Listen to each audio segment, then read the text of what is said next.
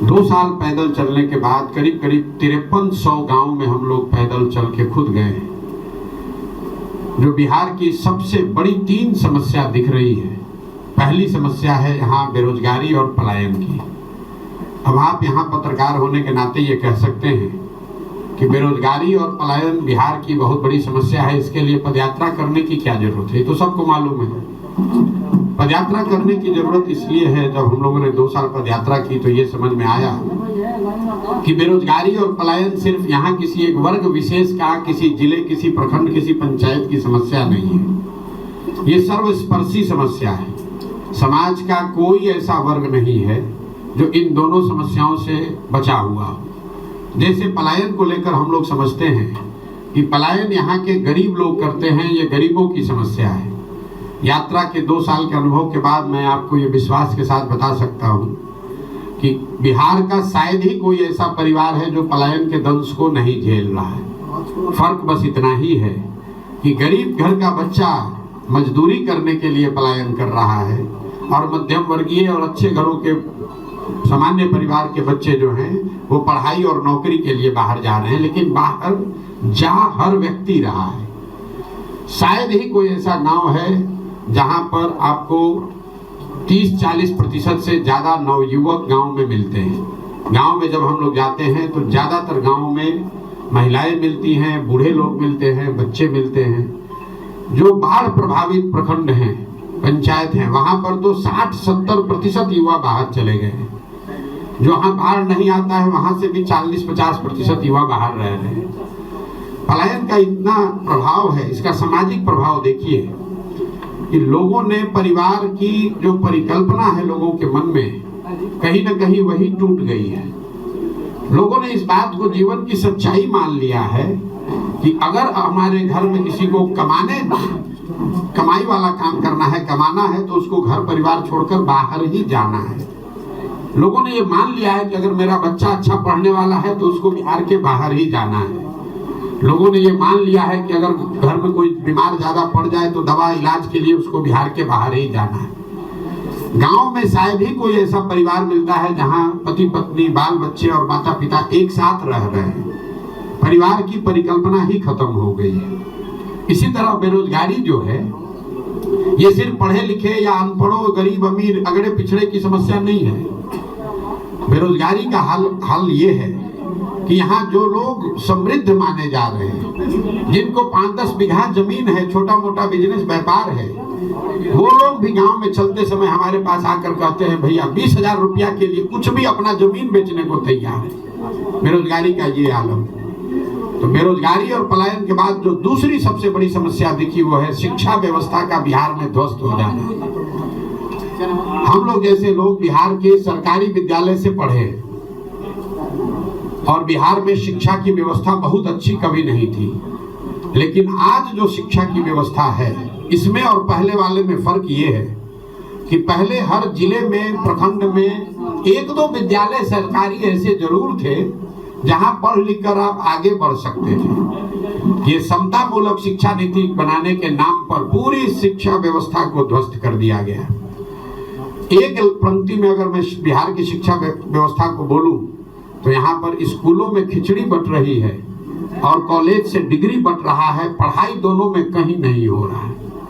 अब आप ये बताएंगे कि ये इतनी व्यवस्था खराब क्यों है? कुछ लोग बताते हैं कि खिचड़ी बंटने से ये स्थिति खराब हो गई। आप में से कई साथियों का ऐसा भी मानना है कि जो शिक्षक हैं, नियोजित शिक्षक, उनकी क्वालिटी, गुणवत्ता खराब होने से शिक्षण व्यवस्था खराब हो गई। इन दोनों बातों में पूरी सच्चाई नहीं है। अगर सिर्फ खिचड़ी बांटने से व्यवहार की व्यवस्था खराब हो जाती शिक्षा की, तो 6वीं कक्षा से आगे के विद्यालयों में तो खिचड़ी नहीं बंट रहा है, वहां पर पढ़ाई क्यों नहीं हो रहा है? जो लोग ये समझते हैं कि शिक्षकों की गुणवत्ता की वजह से बिहार की शिक्षा व्यवस्था खराब हो गई, आप मुझे बताइए कि पटना साइंस कॉलेज में, आरा जैन कॉलेज में, पटना कॉलेज में, वहां पर पढ़ाई क्यों नहीं हो रही? वहां पर तो नियोजित शिक्षक नहीं पढ़ा रहा है। कहीं ना कहीं इस समस्या के जड़ को अगर आप देखेंगे तो आपको पता चलेगा कि बिहार में शिक्षा व्यवस्था इसलिए खराब हो गई है कि यहाँ समाज और सरकार, मैं समाज को भी कह रहा हूँ, सिर्फ सरकार नहीं, समाज और सरकार दोनों की प्राथमिकता में शिक्षा है ही नहीं।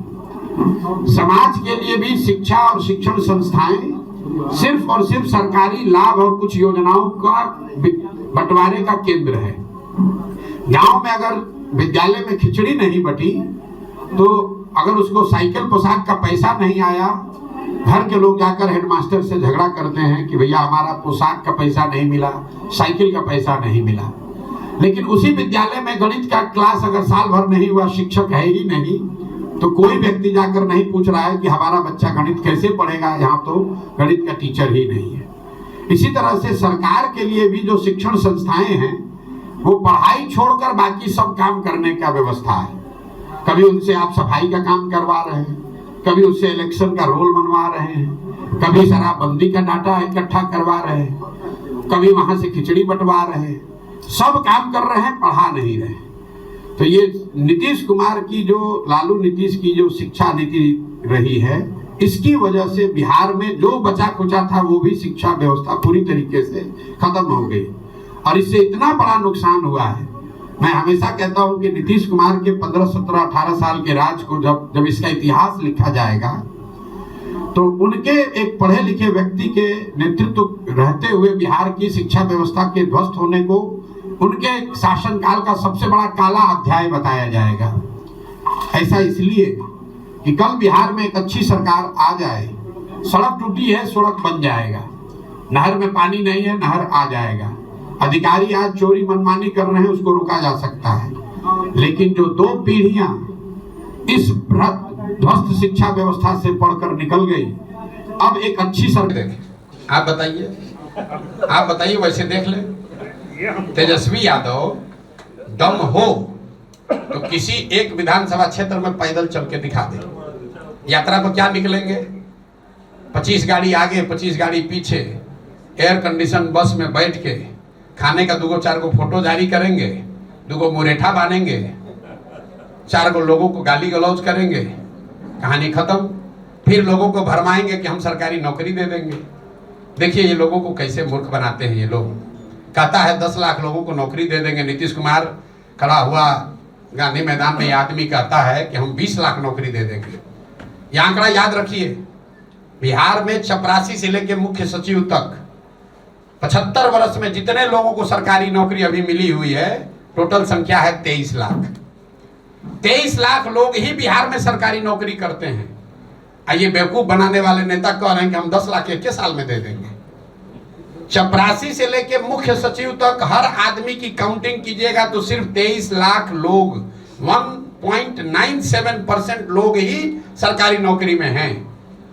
और कहता है हम सरकारी नौकरी देके बिहार को सुधार देंगे।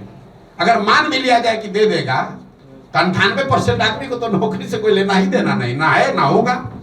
तो उसकी यात्रा को क्या देखें भाई। तेजस्वी यादव की क्या पहचान है?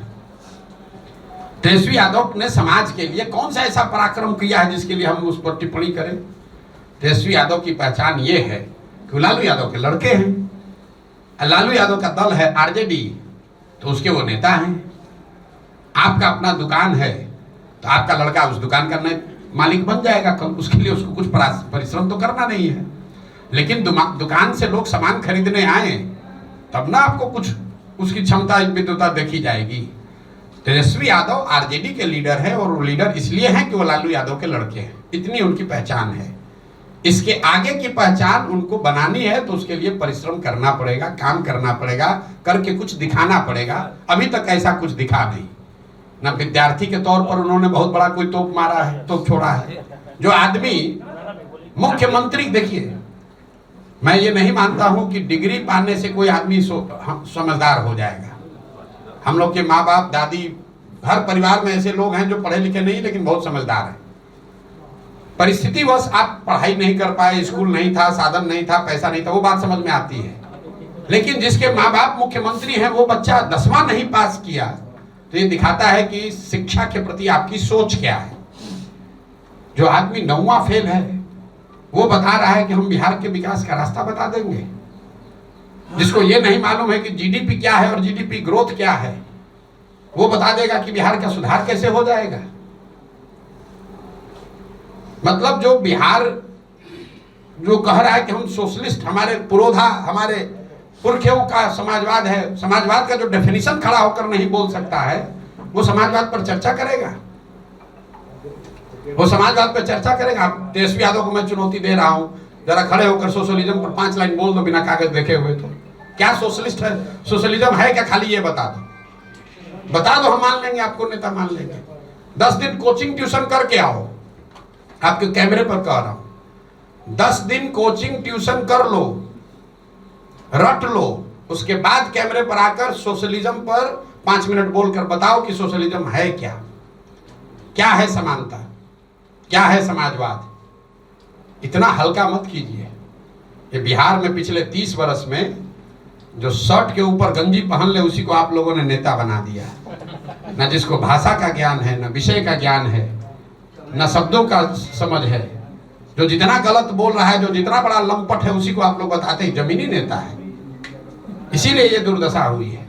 ये ज्ञान की भूमि रही है, यहाँ भगवान को आकर ज्ञान मिला है। बुद्ध महावीर जहाँ पैदा हुए, वहां पर अनपढ़ और लंपटों को हम लोगों ने नेता मानकर और अपने आप को गौरवान्वित फील कर रहे हैं।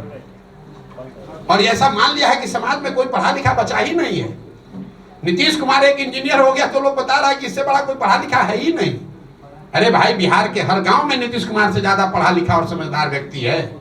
जरूरत है कि उन बच्चों को ढूंढ कर निकाला जाए, उनको मौका दिया जाए। इनका कोई बपौती है, यही रहेंगे। राहुल गांधी लेकर जातीय जनगणना पर बोल रहे हैं। मैं आया हूँ, यहाँ अभी पदयात्रा शुरू होने में बहुत समय बाकी है, क्योंकि मैं अभी सुपौल में हूँ। उसके बाद अररिया, किशनगंज, पूर्णिया, कटिहार होते हुए साउथ बिहार में आऊँगा और वो यात्रा शुरू होगी। फिर बांका से बांका, भागलपुर, जमुई, मुंगेर, नालंदा, शेखपुरा, लखीसराय होते हुए गया, औरंगाबाद। अभी यहाँ आने में समय लगेगा, लेकिन चूंकि इन इलाकों से भी जन स्वराज अभियान से बहुत बड़ी संख्या में लोग जुड़े हुए हैं, तो उनके आग्रह पर मैंने ये तय किया है कि 1-2 दिन यात्रा को रोककर बीच में आकर लोगों से मुलाकात करें। उसी के तहत आज हम लोग भोजपुर में आए हैं। आज और कल मैं भोजपुर और कैमूर में जन स्वराज से जुड़े हुए साथियों से मिलूंगा। जब यहाँ आए हैं तो स्वाभाविक है कि प्रेस के मित्रों से भी मुलाकात हो रही है। यात्रा का जो अभी तक का संक्षिप्त अनुभव है, मैं आपसे, अगर आपकी इजाजत हो तो मैं साझा कर दूं।